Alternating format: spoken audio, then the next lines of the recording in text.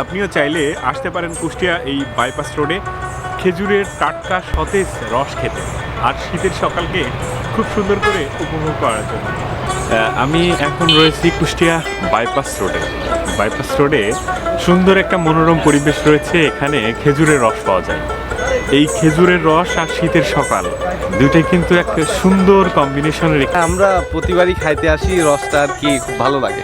রস না খাইলে শীতের ফ্লেভারটা পাওয়া যায় না আসলে মনে হয়।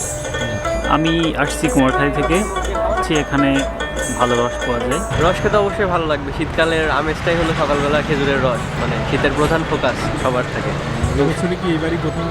এই বছরে আগে আসছিলাম, বাট ওই দিন শুরুর দিকে রস ছিল, এবারই প্রথম খেলাম। আমাদের কাজে এই গাছ কাটা, হাঁড়ি নামানো, রস বিক্রি, গুড় বানানো, এই কাজ। সন্ধ্যায় মনে করেন যে 10 ভাড় 15 ভাড় হয়। কোথা থেকে লোকজন আসে? শহরের গ্রামের অনেক দূর দূরান্ত থেকে সবাই আসে। সারাদিনে সকাল থেকে শুরু করছি যে গুড় তৈরি করবো, 6টার থেকে শুরু করছি। সকাল 6টা থেকে শুরু করছি, 9টা 9:30টার মধ্যে গুড় কমপ্লিট করবো। তারপর বেচাকেনা করি, আবার ফের গাছ কাটি। প্রতিদিন কি গাছ কাটা? প্রতিদিনই গাছ কাটা লাগে। কতটুকু গুড় হবে? গুড় হবে 30-35 কেজি। এইখানে রস কি আরো ঢালা হবে? রসের যে আছে একটু যদি বেচা না হয় আবার ঢাল দিব, বেচার উপর নির্ভর করে। আর যদি মনে করেন যে বেচা হয়ে গেল তাহলে 20 কেজি কমে গেল, এরকম। এই গাছগুলো কি আপনারা এক বছরের জন্য নিয়ে নেন? এই সিজনের জন্য আমরা কন্ট্যাক্ট করে নিচ্ছি। শীতের সকাল আর খেজুরের রস দুটোই কিন্তু খুবই শীতল এবং সুন্দর। এই খেজুরের রস খেতে এসেছি আজকে। এখানে কিন্তু অনেক খেজুরের গাছ রয়েছে, এখানে গাছ থেকে পেড়ে এই খেজুরের রস বিক্রি করা হয়। তো খেজুরের রস খেয়ে দেখবো যে আসলে কেমন মিষ্টি।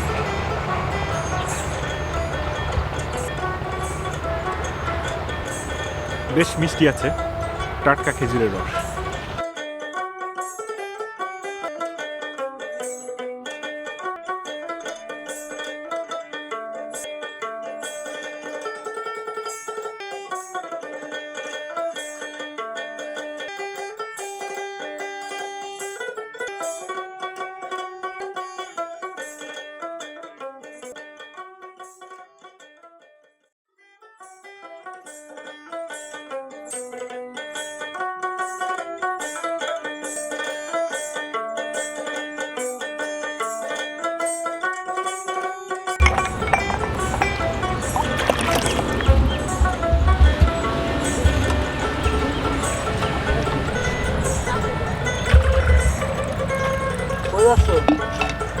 এখন মাছ নাই, তেল খরচের দাম হবে না।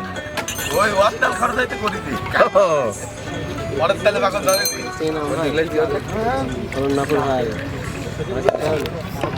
আমি আলসা মাছ